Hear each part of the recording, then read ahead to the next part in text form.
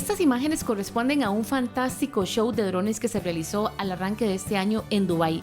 Recientemente en redes sociales se anunciaba un evento llamado Drone Night Life con un precio muy accesible y entre la propaganda decía por primera vez desde Dubái a Costa Rica y se ofrecía la venta de entradas para 3 convocatorias de este evento. La primera de ellas en Jacó este viernes 1 de agosto, pero al parecer se trata de una estafa. Ayer me di cuenta que fue una estafa en Facebook de los eventos, que a cada rato hay eventos muy bonitos para la familia.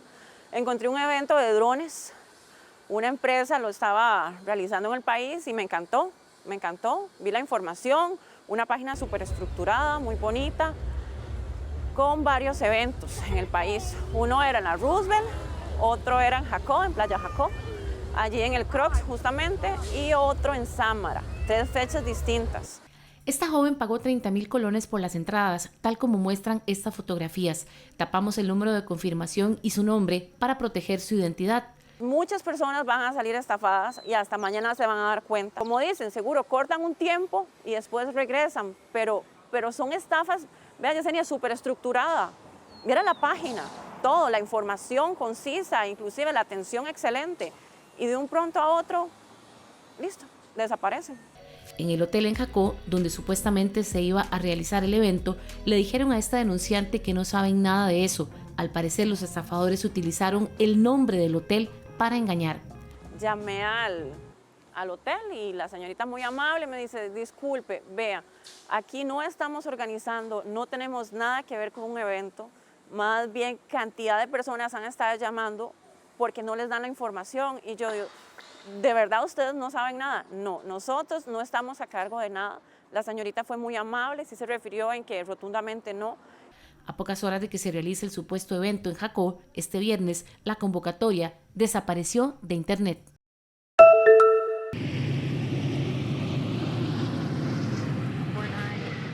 To be honest with you, I really thought we were going to die. That's Delta Flight 56, making an emergency landing at MSP Wednesday after a truly traumatic experience for the nearly 300 passengers and crew on board. I was pretty sure we were crashing. It went down that hard and that fast. I'm like, wow, this is it. Leslie Woods lives in the Salt Lake area. She was heading to Amsterdam to visit some friends. Woods was about to drift off when the plane dropped. There was a little girl across the aisle from me that was just terrified. She screamed, we're going to die, we're going to die. So I was trying to keep her calm. And it was so violent and it came in waves. Joseph Carbone was on the plane with his wife. One lady toward the back, she went up, came down, landed on other people. My understanding is she broke several ribs.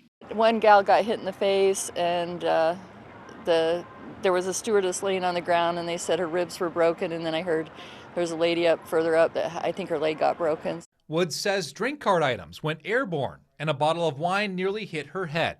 The mess of it all captured in these images.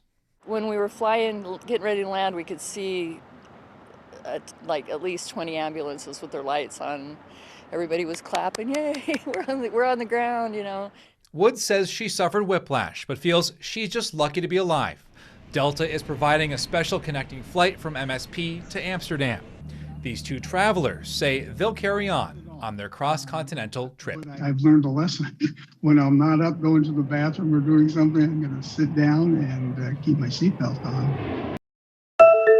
Cientos de uniformados, colegas, familiares y amigos le dieron el último adiós al agente Didarul Islam, que murió víctima de un disparo cuando estaba fuera de servicio y trabajando como guardia de seguridad en un edificio de oficinas en Manhattan, el 345 de Park Avenue. Shane Devon Tamura, de 27 años, ha sido identificado por las autoridades como el atacante que irrumpió en el edificio con un arma tipo AR-15 y empezó a disparar, matando a Islam y a otras 3 personas antes de quitarse su propia vida.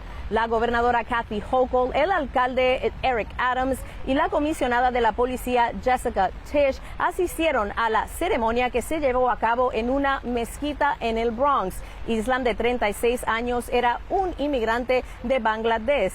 También un padre de 2 hijos con otro en camino deja atrás a su esposa y a sus 2 hijos y el bebé que está por nacer. Esta comunidad está consternada por este incidente. Muchos aquí recuerdan a Islam como un padre cariñoso, como una persona amable y un hombre trabajado. Como miembros de esta comunidad, líderes electos de Nueva York han hecho un llamado para endurecer las leyes sobre el control de armas. Según las autoridades, Tamura condujo su auto desde Las Vegas hasta Nueva York y entró al edificio donde se ubica la sede de la Liga Nacional de Fútbol Americano, la NFL, y otras empresas. En una nota de suicidio, Tamura dijo que padecía de encefalopatía traumática crónica, una enfermedad del cerebro que atribuyó a la inacción de la NFL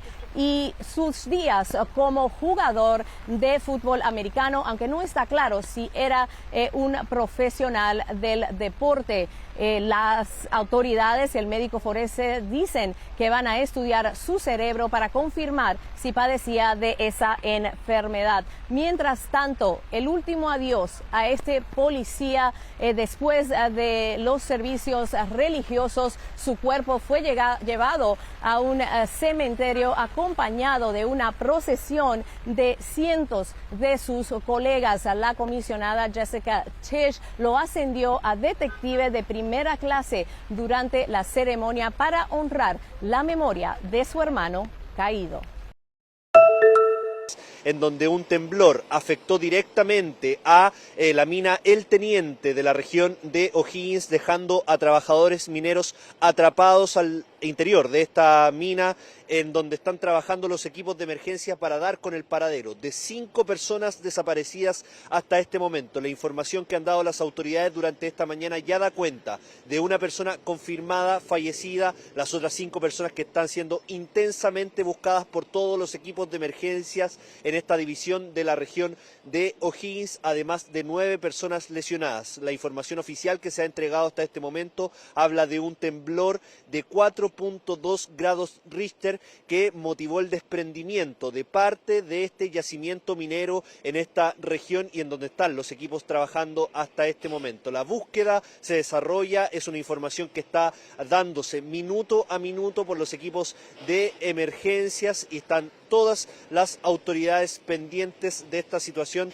dando con el paradero o intentando dar con el paradero de estas personas, 5 personas hasta este momento desaparecidas.